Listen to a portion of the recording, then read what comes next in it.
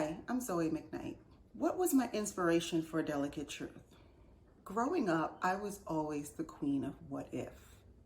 I was a bit of a daydreamer, a bit of an observer, and I think when I got older, it turned into people watching. And what I've observed about the human condition is that very few things live in a space of black and white.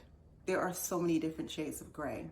So when I wrote this book, I had that in mind, and I wanted to develop characters that folks would identify with. The premise for me really was, what happens when good people make bad decisions? What happens when your life doesn't pan out the way that you thought it was? What happens when you've checked all the boxes and you've done all the right things and still it doesn't look the way you thought it would? And that's really what this book is about.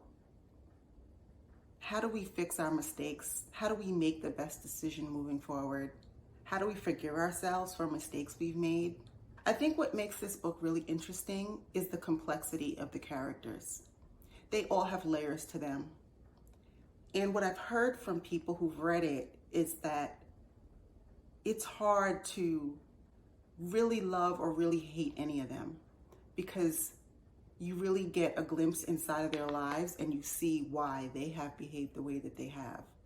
I believe that people have layers. No one behaves well all the time, and no one behaves poorly all the time. And sometimes good people make bad decisions and vice versa. The characters in this book are driven by basic human needs and desires. Needs and desires that all of us can identify with on some level. So while this story is fiction, there are pieces of myself and people I know in each of the characters.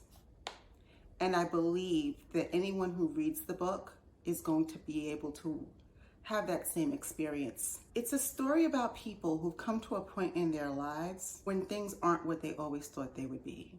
When they've reached a crossroads and are forced to make life-altering decisions.